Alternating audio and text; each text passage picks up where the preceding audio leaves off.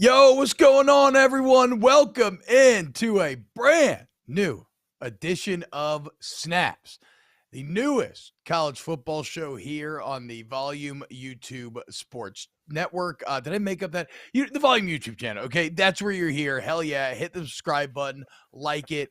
Shout out to Papa Cal and Cowherd. Shout out to FanDuel for making this show happen.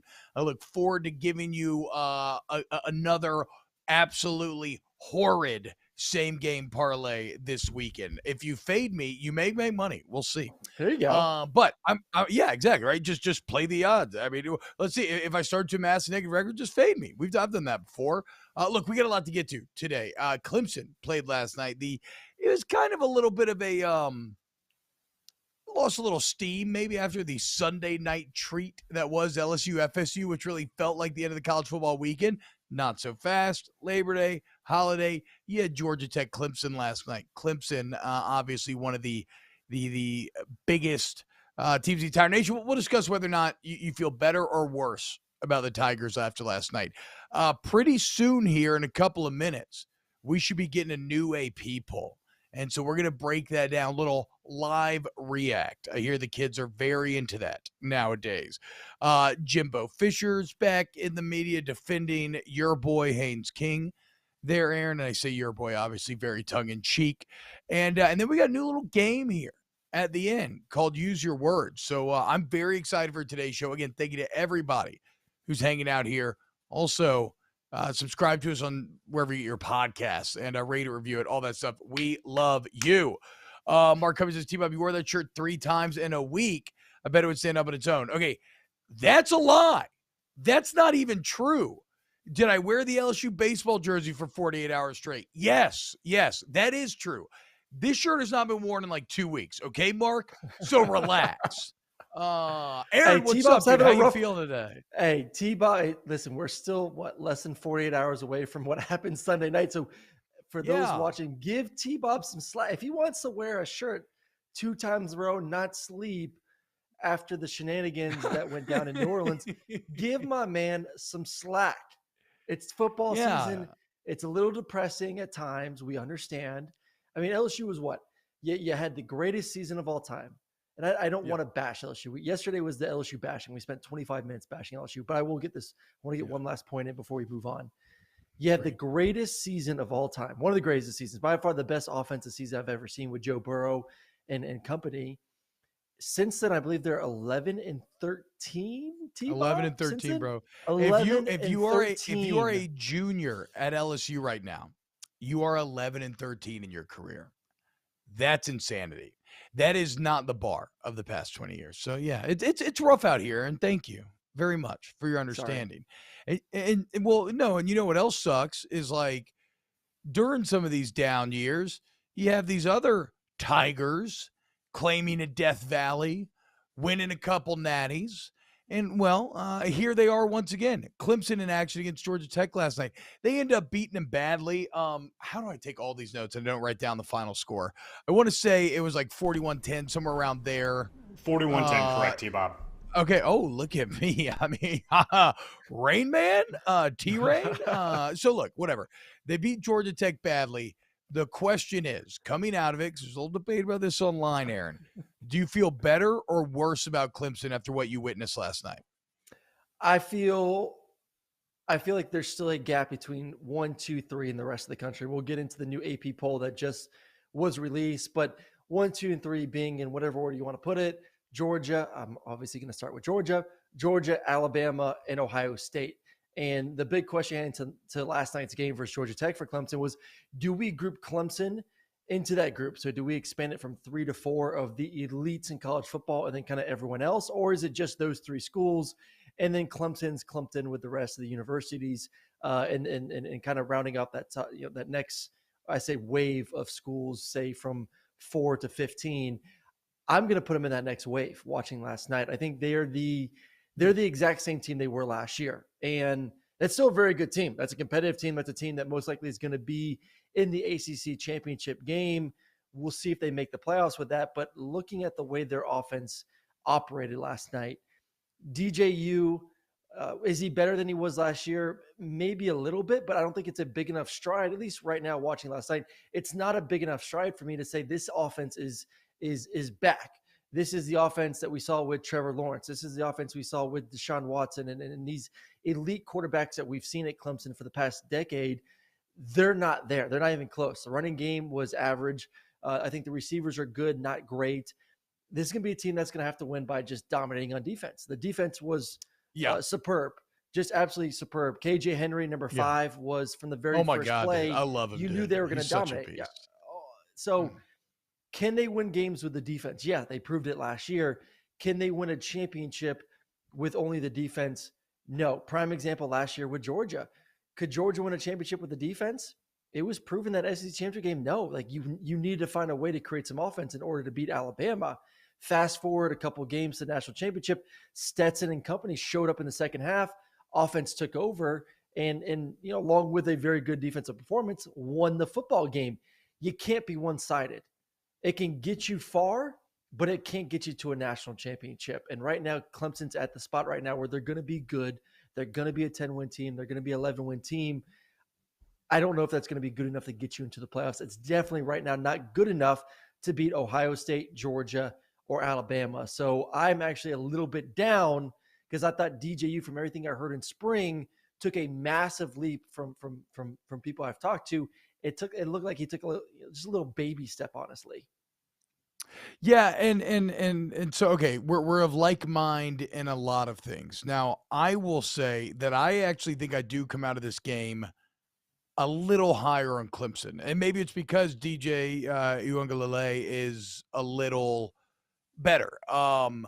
Okay, I'll get into DJ in a second. First off, the main point here, you're right, is the defense. The defense is absolutely spectacular. Dude, KJ Henry, Brian Breezy, I think is how you pronounce his name, number 11. Like, just some monsters, dude. Number 8, 33, 98.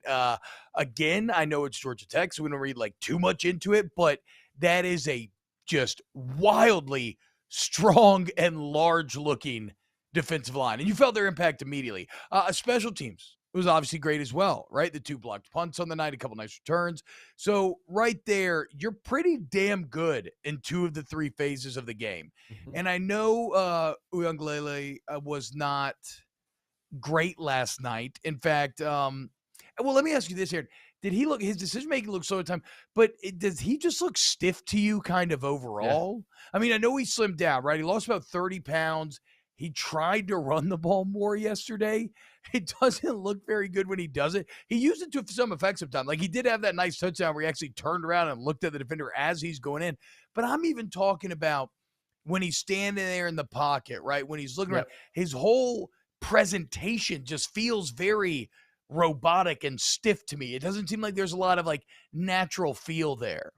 No, he's a big kid with a big arm, and there's really no fluidity to his motion. And you look at the best throwers of the football, everything seems to work in sync. It's like it's equivalent to a professional golfer. You know, I work really hard at golf. I suck at golf, but I work really hard. And when you watch me swing, you're like, Aaron, just slow down. Stop. Like, what did the ball say to you? Why are you trying to kill the golf ball? You look at a professional and you see their swing speed of a driver, like 115 to 130, whatever it is, but it doesn't look like it. It looks effortless. It looks smooth. True. The same thing could be said for a quarterback is when you allow your body to work in the proper way, when you use the ground and your hips and your big old butt and allow the arm just to freely release, it looks smooth and it's effortless power. DJ, you would think with a big body like that, you could create some effortless power. It's not. It's very much more of the muscly type throw, which causes inaccuracies because something in the chain of effects is just not working properly during the release. So he's just good. And there's nothing wrong with that. Once again, you can win lots of games with DJU. You could be a very competitive team, and especially in the ACC. You're going to be given a lot of opportunities, especially with how good the defense is, and with just being a better overall team and a better coaching staff. But I just will not put my money on him being able to lead me to a championship, unless he continues to make major strides. And then the next big question is, do you move on to the young, talented freshman quarterback who got a little bit of playing time last night? And that was Cade Klubnik. I say Klubnik, but the announcer, or when I first read it, I read it as Klubnik as well, but the announcer, it's Klubnik. It's Klubnik. Yeah, it's Klubnik. So he looked good. I know there's a lot of people excited about him.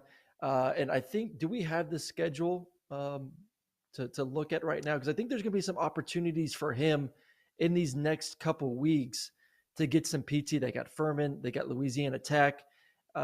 You're going to see Clemson roll away with some of those games. I want to see the young freshman get in there because he looked good last night in mop-up duty. Can he do that in maybe one or two quarters of play over the next couple of weeks? And then maybe you put the coach Dabo in a situation where, hey, man, if we want to win a championship, maybe we got to give it to the young buck. So mentioning Dabo in this is very interesting, right? Because Dabo was adamant after the game that it is still Uiagalelei's job, and that while Klubnik was nice and it was great to see that there is no quarterback controversy. And like all of these situations, right, there's not a controversy until there is, right? Like it can still happen. I will say this, though. Dabo is a guy that has proven multiple times in the past that he has zero issue getting rid of the incumbent for someone that he thinks is better. So, like, if you are a Clemson fan and you want Klubnik to play, and Dabo's not doing it, at least you have the peace of mind where you're like, okay, well, he's not just staying with Uiagalelei out of like stubbornness or pride or loyalty. Because, dude, he got rid of Kelly Bryant for Trevor Lawrence. Yep. Kelly Bryant that brought him to the playoff, that had pretty good numbers, like was pretty good. Right now, he knew Trevor Lawrence was much better. He made that. I forgot about this. Deshaun Watson back in the day replaced an incumbent in Cold Stout. So, like right there, you already have a history of building. But it took some time though in the season. Yeah. Well, Kelly Bryant, I think, was the starting quarter. Yeah. He let it play out for a few weeks. Yes, he did, and that's why I would love to go back and see how he was answering these questions at the beginning of that season. I feel like he was kind of leaving the door open. I'm not 100% sure there, but I do know that is that Edwin Diaz said. But I feel like he was leaving the door open. I'm not 100% sure on that. Either way, my point is, if I'll take Dabo at his word now, but if Klubnik really is better, he will find a way to the field. Like if what you saw in the game wasn't just he just had a really good series, right? Like if he's practicing better, playing better, Dabo is not afraid to make that switch. So I'm a Clemson fan. I'm not going to waste my energy kind of yelling for Klubnik because I know if he earns it, he'll get it. He'll make the switch. But I mean, at this point, I don't know. It sounds like Dabo is still cool with Uiagalelei, and I think that it sounds like I'm speaking out of both sides of my mouth because I'm with you, Aaron. He's stiff. He ran more, but not particularly well.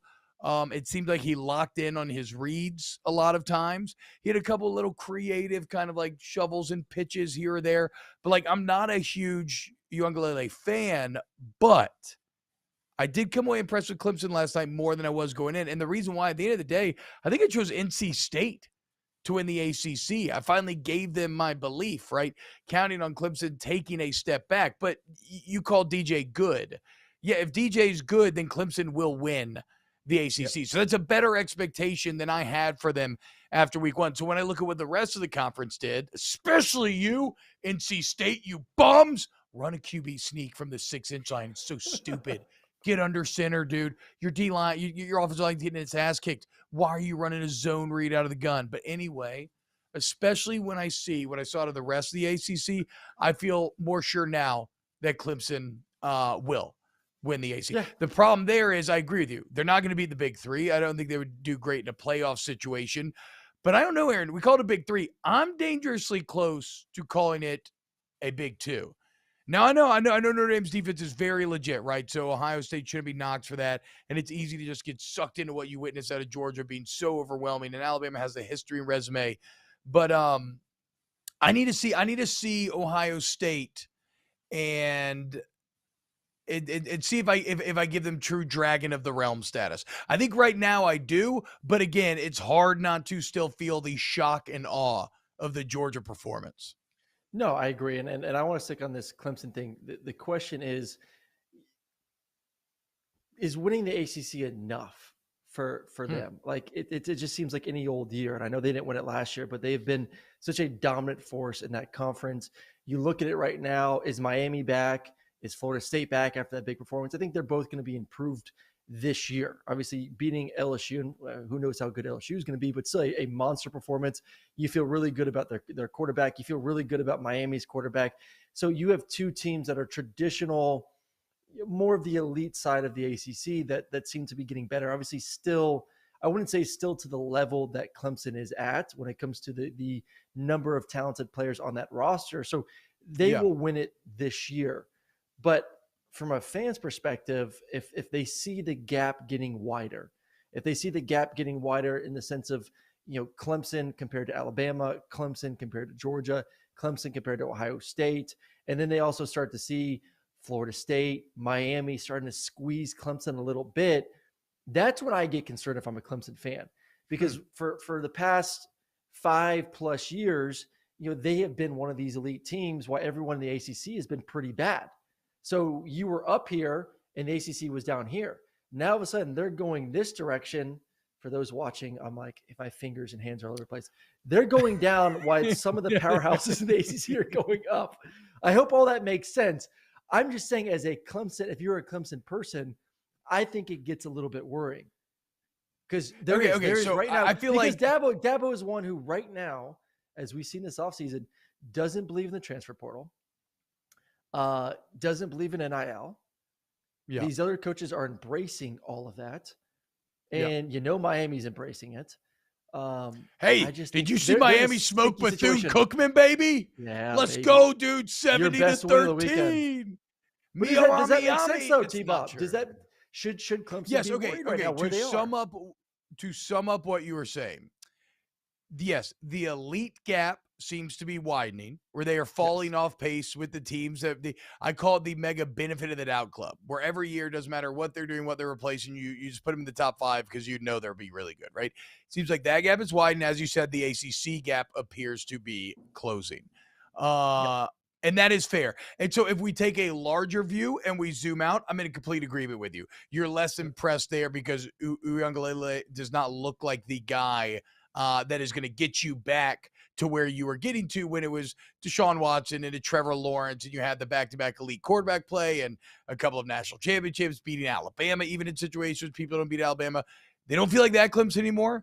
I guess just for me personally, I'd rubber banded so hard back the opposite direction that when I saw that defense and everything, I'm like, okay. And it felt like DJ is good enough. But again, you're right. I don't know if winning. I don't know if you were to ask Clemson fan base. Yeah, go ahead. Well, I don't want to get crazy here with this. I'm not trying to create a hot take or anything like that. But I mean, this bigger overall picture, it's a real dilemma right now because, as someone who's grown up watching collegiate football and being in the state of Florida and having family down there in Miami, like you always knew, the brand of Miami. I always knew the brand of Florida State. Like those in my mind were always kind of like the ACC school, especially in the football world. If they do find a way to get back going here the next 1 or 2 years, as Clemson starts to slip a little bit, is this the end of that Clemson? I mean, because every good run has to end at some point. Are we getting there with Clemson where this is kind of the tail end of Clemson being not only one of the elite teams, but being that team in the ACC as these more traditional Florida States and Miami, and who knows, maybe both of them are pretenders. I don't want to get too crazy after 2 wins for Florida State and 1 win for Miami against Bethune-Cookman, but they got good coaching staffs. Miami has an elite quarterback. Yep. They're going to be a good football team. Is this the last couple of years we see Clemson being one of those, thought of traditional powerhouse teams? It's a fair question. But like, what if this team did have an elite quarterback? I mean, we would all be very high on them. And I'm not saying that's not going to appear. What? Oh, I don't see the elite or the running back. Yeah. I mean, like let's not put it all on DJ.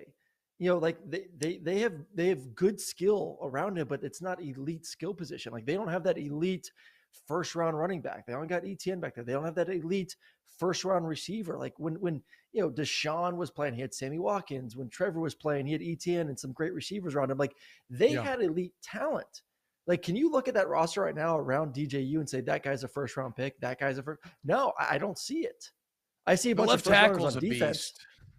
Oh, I'm talking about skill the left guys. tackle's a beast. I'm talking about skill guys. Yeah. No, Xavier I feel Thomas, you. I too actually. When I was watching, I was kind of like, man, where is like the Travis Etienne type like playmaker that's just gonna like just blow you away? But Jordan McFadden left tackles were good. Okay, it's a fair point.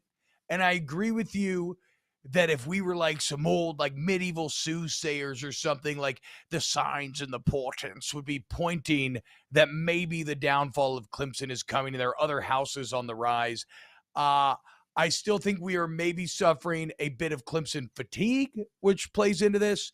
And I think that, like you, I too miss the brands of my childhood in FSU and the U being badass. And so if they're even giving like a glimmer of badassery, I too want to lean into that and believe it to be true.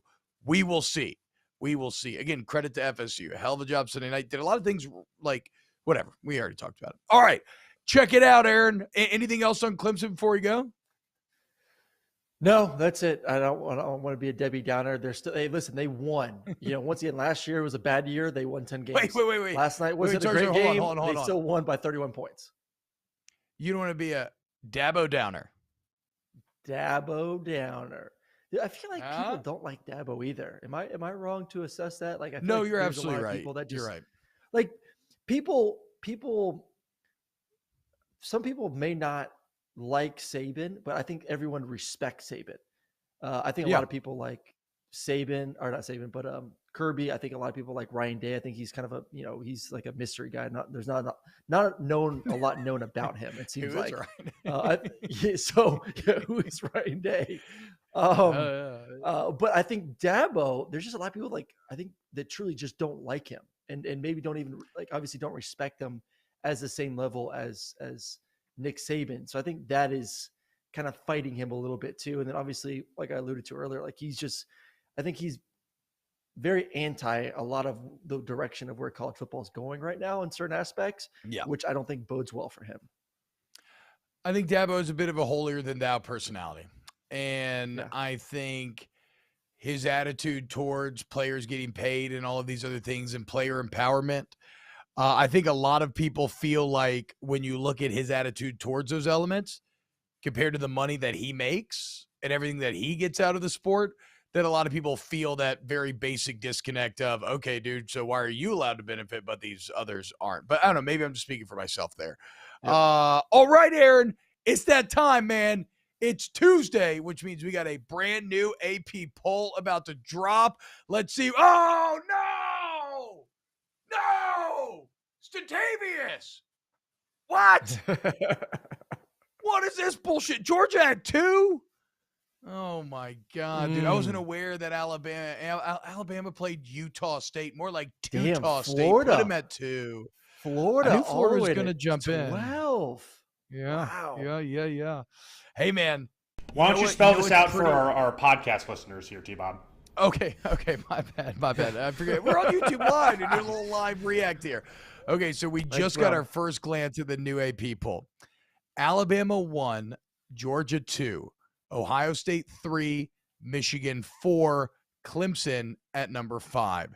We'll kind of pick. Do you want me to read the whole thing off, Brum? I feel like that's maybe a bit laborious. I can. After five, we can pick and choose what you find interesting. Okay, perfect. Southern Cal at 10 is interesting. Southern Cal at 10 interesting. Florida at 12 is interesting. Miami 15. I mean, there's some. Hold on now. You want to talk about some traditional brands all of a sudden making their way into the top 15? Yeah. Well, hold on now, though. Hold on now. Let's get the Georgia take out of the way. Start of the top 5. The big question was, to me, would Georgia get jumped to number 1? Because again, what you witnessed on Saturday from them was them taking Oregon. And you know how in movies, when you like grab somebody by the jaw or like a monster and you just like rip the jaw off, and then it's just like a tongue waggling around and a bare neck, and then their guts are everywhere all over the ground. That's basically what Georgia did to Oregon. I thought that sort of dismemberment would be good enough to get them to number 1. As the resident dog, Aaron, how we feeling? Speak for Dog Nation. What's going on? They should be 1.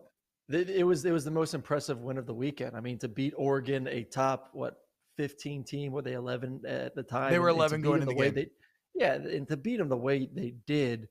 Obviously, we knew Alabama was going to just run right through Utah State. They did it. They looked good. They looked good on both sides of the football.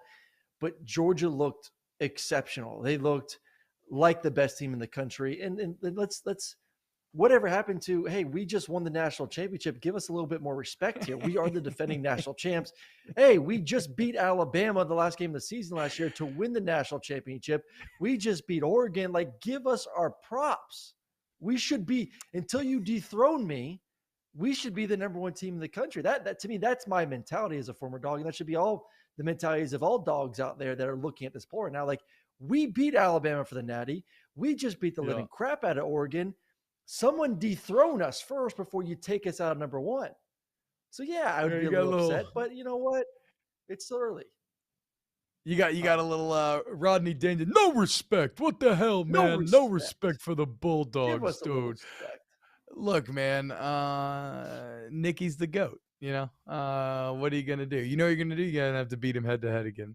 Brum, bring back up the poll. By the way, One-Eyed Wonder in the chat says, agreed, Notre Dame being top 10 is a joke.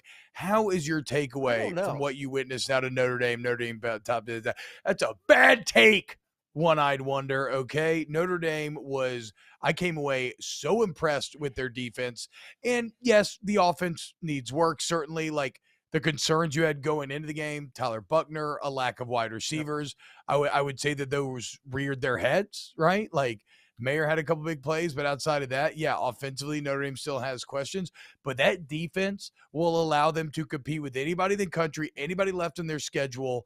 Notre Dame is deserving of being a top 10 team, Aaron. Well, and Buckner's a young quarterback, too. Let's give the kid a break. He went into a hostile environment against I would say a much improved Ohio State defense than what we saw last year. New defensive coordinator, you're seeing that mentality there for the Buckeyes. Hostile, loud, game day, first game of the season, all that going against you right there as a young quarterback and played with a lot of composure. So, you go with an elite. So let's compare. This is a good comparison here, because they're going to play each other. Clemson does play Notre Dame middle of the season. When is that game? Because I think this goes into the first discussion. I'm going to pull up the schedule on my end right here. Clemson goes to Notre Dame on November 5th. Look at that. Both teams really good defenses. Both offenses not great. I think we all agree on that. Not great offenses. Yeah. The difference is, though, we've seen DJ U for a year, and now we see him for the first game this year, and there wasn't much improvement. Buckner, I saw potential in that first game. I saw a guy composed on the road in one of the most hostile environments in the country. So if I had to put my money on, okay, which offense is going to improve the most between week 1 and that November 5th game, I would say Notre Dame has the opportunity to become the better offense right now. And at least the quarterback has the potential to become better. So if we want to talk about two teams, defense is elite, core offenses essentially need to get better. Game in there at Notre Dame's field, that's going to be an interesting game right there. That I think right now I feel like Notre Dame could and should win that football game. So no, going back to your discussion, Notre Dame still deserves to be a top 10 team. Yeah, absolutely deserves to be a top 10 team. All right, Brum, bring me the poll back, and let's start to work outside of the top 5. We just talked about Notre Dame at 8, Baylor at 9, deserving. Great game this weekend coming up with Baylor going to Provo. More on that later. USC at 10. A&M at 6 just happens because Notre Dame lost. I don't think they did anything to earn that. USC at 10, Aaron, how do we feel? USC at 10. I think it's a little bit too early to start putting them there at 10. I know there's a lot of excitement there. I want to see what they look like this weekend. I want to see what they look like against, obviously, a better opponent than Rice. Can they go on the road to Stanford, a good football team with a good quarterback, and look dominant? If they prove to me that they can do that, then they deserve to be a 10. I think they still win the game, but I want to see them look like the elite team in the Pac-12. And they got a lot going for them right now because people are kind of writing off Utah. People are writing off Oregon after the losses this weekend. And now all of a sudden people are like, okay, if the Pac-12 is going to have a horse in the race to make the playoffs, who's it going to be? And it's still week 1, so I don't want to freak out here. But it looks like people are saying, okay, it needs to be USC. It needs to be USC. We need to start really pumping USC as the crowning jewel of the Pac-12 right now. So I still want to see them versus a better football team. But I will say this past weekend, I was really impressed the way they functioned, the way they moved. So I don't like. I would have liked to see them more in that 15 to 20 range, not flirting with 10. I mean, you know that USC's offense is going to be elite, no matter the context. I think for them, it's just a question about what their defense will do. Florida at 12. This feels like the big boy here. Florida at 12, jumping all the way into so from unranked to 12. So how is Florida not? I would put Florida over USC after this past weekend. Well, that's a function of preseason polls, right? That is one of those weird things where, like if you were to re-rank everybody just based on how they performed last weekend, like I think A&M should have dropped, right? It was not a very impressive 31-0 win over Sam Houston State. But Florida coming in at number 12. Somebody in the chat earlier says, how did they do that? How does that make sense? You beat the best team in the Pac-12. Admittedly, was at home, but you beat this best team. And you know what we love, Aaron, in this business? And I get it because it's so exciting and it literally stirs you, is the emergence of a great young player and watching Anthony Richardson and how special he was on that Saturday night stage where you can feel the electricity. And I'm getting goosebumps thinking about it, dude. It was cool. It was like objectively really cool. And they got a new coach in Billy Napier. Like, it makes a lot of sense why they jumped all the way up to 12. Are you a little nervous for that? When's the big matchup for I'm not happy about it. I'm not happy about it, dude. I think LSU's beaten him like 9 of the last 12. It's been like 3 in a row. LSU's had Florida's number a bit. Got like a month to figure it out, though. Yeah. It's October 15th. So still, if we're just taking weekend number 1 results, I am multiple orders of magnitude more afraid of the Gators than I was going in. And the best part here locally is people being like, Napier, we're done, dude. Napier, oh my God, dude, Kelly sucks. Napier's the man. Nothing's ever going to work again. So Florida at 12. Great job, Billy Napier. All right. The team that we kind of mentioned there a couple of times, Jimbo Fisher and the Texas A&M Aggies. They come in ranked at 6 on yesterday's program. You gave a little snippy snip to Haynes King, said he should be usurped by the turncloak, the oath breaker, Max Johnson. And I'm inclined to agree. Who's not inclined to agree is Jimbo Fisher. Brum, play the tape. You'd rather say whoa than giddy up. I mean, you say, okay, intercept, but you can sit there and not make plays. Also made a ton of plays. We had how many balls down the field? Long balls. I mean, plays, big plays, and that's what you got to do. And listen, you can, would they say whoa to Brett Favre? Okay. Are we comparing? Are we comparing Haynes King to Brett Favre? Is that where we're going right now? So I'm a little flabbergasted, I think is the right word, by comparing Haynes to one of the greatest quarterbacks of all time and Brett Favre, who had one of the strongest arms of all time. Everyone in this program knows how I feel about Haynes.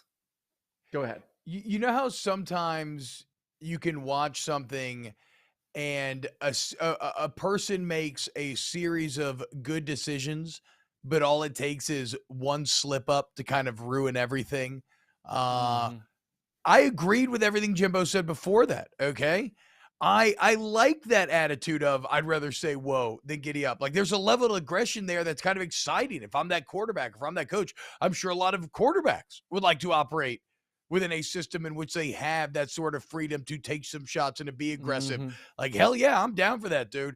And I mean, when he was talking about, he threw the pick, but did you see all the balls downfield, like all the other plays that he made? I'm down for that as well. It wasn't until he threw the Brett Favre piece in then it becomes a bit of a meme because, I mean, that's ridiculous, obviously, right? Haynes King didn't even look impressive. You cannot compare him to a literal first ballot Hall of Famer who once owned multiple NFL records, is known in terms of being a gunslinger, which is what he's going for. He's the epitome of that, the paragon. He's the perfect one.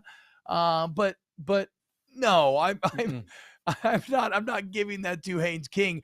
That said, I do love Jimbo's attitude. I mean, if you were a quarterback, Aaron, would you rather coach be overly tight with you or would you rather coach say, whoa, or giddy up? Oh, definitely giddy up. Let's jump on that horse and let's let that puppy fly a little bit. But once again, the question heading into the season was for A&M, what was your offense going to look like? Haynes King is the runner, Max is the thrower. So if you're going to want this giddy up offense, if you're going to want this vertical passing attack, that's where I'm still confused about Jimbo's tactics here, because you talk to people, you watch the tape, you compare the guys in their throwing motions, you compare the guys in their accuracy, their ability to push the ball vertically down the field. To me, there's a big gap between what Max can do and what Haynes can do. So if I get it, if you want to run your offense and you want to run the zone read in the RPOs and you want Haynes running the football and you don't have complete faith in your receivers just yet, great. That's your man. But if you are saying, giddy up, let's throw the ball, Evan Stewart, our freshman's talented, Anaya Smith on the outside, like we got guys we believe in, then put the guy in there that has the ability to push the ball vertically down the field. So I do think right now Haynes he's trying to put some confidence in him. Obviously, he was his guy. He picked him to be a starter for a reason. He wants him to go out there and perform. But at some point, you need to look yourself in the mirror, Jimbo, and say, this is the guy that fits my system.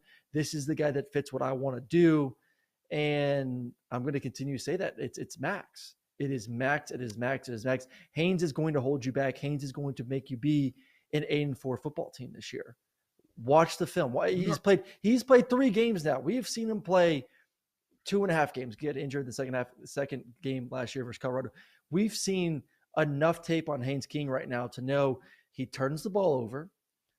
He's not an accurate passer. He's athletic. That's it. There's enough tape. We've seen the tape, Jimbo. Make the decision that is best for your football team. Well, then, Aaron, you would have seen them deep balls. You didn't see them deep balls? Come on, man. I mean, I know through the pick, but you didn't see them deep balls? Come on. Or Sam Houston State, baby. The guy's running wide open through the seam versus cover 2, and the Mike linebacker just lets him go. Like, I mean, right now, I haven't thrown a football in 3 years. I could have made the throw. Wait, crazy. That's not true. By the way, you did an awesome job on the Auburn Mercer call the other night. I've been meaning to tell you that. It was fantastic. But that's not true, because either on social media or during that call, I saw you slinging the ball around in the stadium a little bit, dude, suited and booted. Bro, you flicked that thing like 30 yards. Like it was nothing. Yeah, and it hurt. Like on a little, were on a little like warm up. You just did like one of these and then phew, the thing took off, bro. I've had 2 labor surgeries. I literally cannot throw a football over like 15 yards anymore. It's called being a natural athlete, T-Bob. Just natural athlete. Just give me a ball. I am a natural athlete. I can do a full middle split and I can do a ninja kip up off my back. Okay, bet you can't. Can we put that? Can we do that in the chat right now? Who wants to see T-Bob do a full middle split? I have ample proof. I have been on the cover. Can we do a poll of that, please? I have been on the cover of a local Hot Yoga Lattes advertisement in the LSU program doing a full middle split. So I got the receipts. Can we please pull that up at some point? Marine 76 says, no, T-Bob, please don't. Now you're getting it, Marine. Yes. All right. Somebody else asked. Big shout out to Kirby Visor in the house. I see him in there, dude. I see him in there helping out his little hobbit head that he sits on all day. Somebody asked how many championships it takes to be a dynasty. You, sir, should be a mainstream sports media producer. And it's kind of like the game we are going to play next. Use your words. Let us bring in our own excellent producer, Mr. Ryan Brumley. Brum, what's happening, brother? Not much. And, speaking of being a sports producer, Aaron said he wasn't going to have a hot take, and he said the Pac-12 is out of the playoff and Clemson is dead in 30 minutes. So he has killed the Pac. Aaron's got takes. Yes, Sneaky takes. I mean, he invoked the name of Tim Tebow and Cam Newton on Monday after what we saw Anthony Robinson do. Said he was better than Cam Newton and Tim Tebow. Richardson. First off, see, you get it mistaken too. Like I tweeted out, I said he is a better passer and runner than Tebow. I didn't say he's a better football player. You are right. You're right. Just after me, like I never said he's a better player. That's still TBD.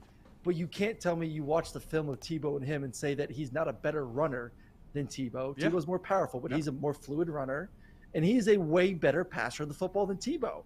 Why isn't Tebow in the NFL? Because he can't. He just. I love Tebow. Tebow is one of my favorite players, if not favorite players of all time to watch. The greatest competitor of all time, but he's not a very fluid, and he's not a great thrower of the football. So we now hit all three. The Pac-12 is dead. Davin's Clemson is dead, and 5 minutes of Tebow talk. You are learning very quickly. All right, we're gonna play a game called Use Your Words.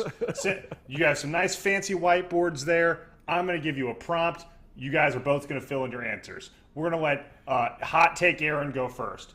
Aaron, the most impressive non-SEC team in Week 1 was.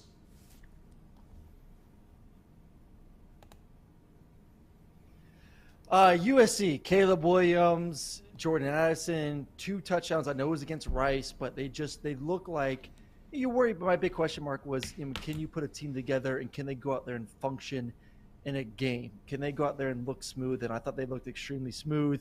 And obviously, I'm a little bit higher on them now, especially watching Oregon look just terrible versus Georgia, and then the Utah loss to Florida, an unranked Florida, who's now ranked 12th, but still. They're feeling pretty good. A lot of people high on them, and I thought the offense looked pretty dang good. All right, my answer. Bam. I'm backing up a little bit. Michigan. Okay, I think I wrote it too big, bro. My bad. Michigan. That's right. You're like, T-Bob, Michigan. Cade McNamara looked awful, dude. How are you going to say that? Okay, fair. And I know Colorado State's not great, but it's a Power 5 opponent, unlike many schools that we got to view this last week. It's what held me back from going to Miami, hanging the 70-year-old Bethune-Cookman. But no, it's Michigan to me because, again, that looked like a very complete game in other phase, or a very talented team in other phases of the game, like a lot of overwhelming talent. If they can finish out the quarter, or they can figure out the quarterback position, they'll be fine. And McCarthy, I think, is going to be good. Like, we'll see. It's when we talked about it yesterday, right? He was good in the time that we got to see him. He'll have Hawaii to go absolutely ball out there. And so if your take is that Michigan didn't look good because of Cade McNamara, I don't know how relevant Cade McNamara is going to be to Michigan. So I actually come away most impressive non-SEC team. Give me Harbaugh and the Wolverines. All right, T-Bob. On the other side, the team that won that you have the most concerned about is... So it's interesting. Oh, yeah, you told me to answer first. Texas, that's right. The Longhorns, okay? And the reason being, again, you're like, oh, I thought Texas looked fine, right? Texas has to play Alabama this weekend. And they have a way of breaking your morale and your spirit, and you're going to play Alabama. College game day is going to be there. The whole world is going to be looking at you. You're 19-point dogs. It's the first time you've played since the Texas-Alabama National Championship, a very frustrating affair where everybody's always like, what if Colt McCoy had gotten hurt, man? It's the first time you're playing the regular season in 100 years. And so there's going to be so much excitement, so much put on it. So much of yourself as a player and coach put on it, and you're going to get absolutely destroyed. Alabama's going to take you like Bane, and if you're Batman, they're going to lift you over their head and break your spine over their knee. It's going to be brutal. I mean, already you have Sark in the media talking about how this Alabama game doesn't define the Texas team. He's already letting you know. They haven't even played yet. They haven't even lost yet. He's out there saying that's so bad. You're like, oh, it's okay. It's okay. Yeah, that's not good. I'm concerned about Texas. I'm with you. I agree with that one. I'm going to go with Iowa. We practiced the whiteboards, and I feel like we've both we're not very good at it yet. Your quarter. They're playing San Diego State. They won 7-3. It wasn't a touchdown. It was 2 safeties and a field goal. Your starting quarterback had a 1.1 QBR. You were in the Big Ten championship. 1.1 QBR. I mean, if that's not concerning against, I know it's week 1. So maybe like, it's okay. It's week 1. That's the old South Dakota State. You had more.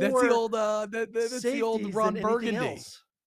Yeah. He's like 1.1 QBR. I'm not even mad. I'm impressed.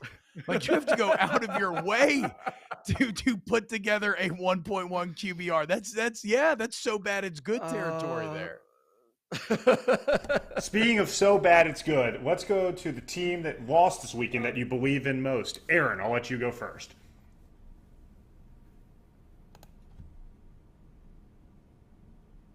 Use your words. Notre Dame. I'm going to use my words. Notre Dame. I've been high on them all show today. Marcus Freeman is a stud, one of my favorite head coaches, and in college football, Buckner will be good, and the defense is very, very good. You mix a very good defense with a young quarterback that has potential, that went to a hostile environment and showed a tremendous composure. A team that believes in their head coach and will fight for their head coach has an opportunity to be very, very successful. I think Notre Dame's a team that will continue to be in the top 10 this year and have an opportunity to beat Clemson, as we alluded to earlier. And that USC game at the end of the year is looking better and better the more I think about it. All right. My team that lost the most belief in going forward, Utah. Okay. I was thinking about Notre Dame as well. And certainly the defense is elite. And like you said, it makes me feel better, Aaron, that you say that you think Buckner, because I think you have a better eye for that, obviously, at quarterback, that you say that you think Buckner will get it figured out. That said, I was just so impressed with Cam Rising, dude, in that offense, and just the fight of the Utah team. To go down to the 1 yard line like they did, I think it was in the 3rd or maybe early 4th, and they fumble the ball. And then what did they do? I think they force Florida to punt it back, and then they drive another 90 yards and score a touchdown. Like, the toughness displayed in the humidity, in the heat. If I'm a Ute, I know Florida wasn't ranked at the time. I still think it's a pretty good Florida team. I'm feeling fine about Utah, especially in the context of the Pac-12, right? Yep. Like, 100%. They will be just fine. I don't know about playoff. You know, it feels like you would have had to get that Florida win, but whatever. Like we said yesterday, I don't need to be overly hung up on the playoff. Utah winning the Pac-12 is still a great season for them. It's unlike Clemson from earlier, Aaron, where you're right. Yep. Is Clemson winning the ACC enough? Probably not. For Utah, winning the Pac-12 is. I ain't worried about the Utes, dude. They straight. All right, let's move ahead to week 2. The matchup you are most excited for, T-Bob, in week 2. All right. I'm writing this one quickly. Apologize for the writing, but it is a couple of B's, boys. The B-boys, Baylor, BYU, 9:15 in Provo, ranked battle. I did not watch any of Baylor this last weekend, but BYU's win over South Florida was mighty impressive. BYU's got a sneaky good schedule. Cincinnati sneaks into the playoff last year. If BYU can, here I am going back to playoff talk. I guess it's just infectious. The point is, this to me is such a weird, random matchup at a time when they're both actually pretty damn good. It's in one of the more unique settings in all of college football. As Brum pointed out off air, there's a wonderful religious component to this. Who doesn't love a little Baptist versus Mormon action? I know I do. And the added 9:15, right? Your little late cap, your little nightcap, getting weird, drinking whiskey. Hell yeah, dude. Baylor, BYU. All right, I'm going to go with Kentucky versus Florida for my game. Yep. Oh, there we go. Can we see it? Yep. We'll Nailed it. Get work on the whiteboards. There we go.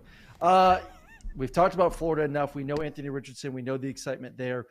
Will Levis and that football team. The East is interesting right now for the SEC. It has gotten a lot better since last year. Tennessee and Hendon Hooker, excited about them. They get a great matchup versus Pittsburgh this weekend. Who's going to be the second best team in the East? Both these teams look like they can be that team behind Georgia. This is an opportunity, obviously, to move up for both their squads. Big game in the Swamp against two very, very good quarterbacks. So I'll have my eye on that one. And last one before we go. Aaron, the player with the most to prove next week is? Awful doctor handwriting. Boom. Right in front of your face. Spencer Rattler. God, man, I'm watching it on my iPad. Good answer. My hand-eye coordination with this board is pretty piss poor. Spencer, I thought, looked blah last week. And I know the offensive line was great, and he was kind of, running for his life a little bit at times, but 2 bad interceptions, one that was high that got tipped up for a pick, a second one, rollout, corner, forced the ball down the field. Just did not look comfortable in the offense, was late on a lot of throws. His feet were off, his eyes were off. He has to get better this week in order to win that game at Arkansas against a good Arkansas football team. I don't think it happens. I said there's too many things that have to get better for South Carolina. So I think he struggles once again, but I'm hoping he has a better game. Look, I think there's – oh, wait. You, answer first. Okay. I thought it was team that had the most to prove, Brum. So that's the angle I'm going to go. And I'm choosing Tennessee.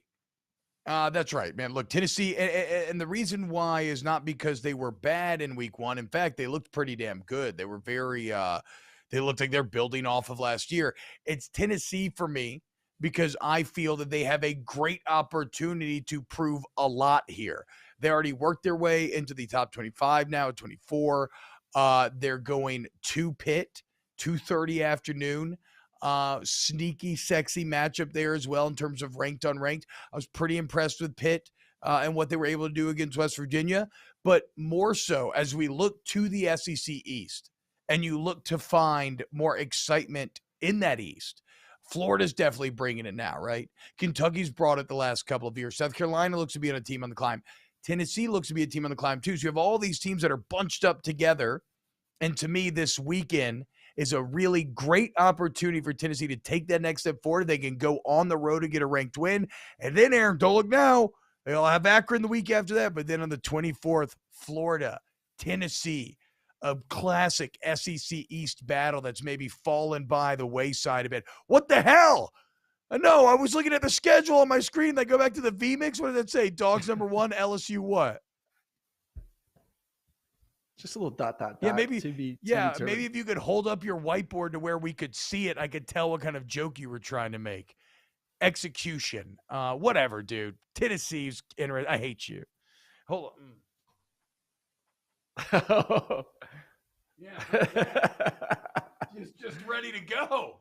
Oh, I need to go print out. I need to go print out something from the LSU Georgia game in Athens in 13 when we beat y'all on that fourth quarter drive. For our podcast listeners, I just held up a picture that I love from us beating Georgia in Athens. It was super dope. So I'm excited, man. Tennessee has a great chance to prove themselves coming up this week. All right. Aaron, thank you so much. This was super fun, obviously, every day. Thank you to everybody hanging out in the chat with us. You know we love you. Look, like and subscribe to the Volume Sports YouTube channel. Subscribe to the podcast wherever you get your podcasts. If you rate or review it, that helps us a lot as well. We'll try to come up with a way to incentivize that. Huge thank you to our excellent producer, Ryan Brumley, running Use Your Words, as well as the show itself. Thank you to FanDuel. Remember, sign up for FanDuel. Promo code SNAPS. It's that easy, y'all. Promo code SNAPS. And we will be back tomorrow with a brand new edition of Snaps.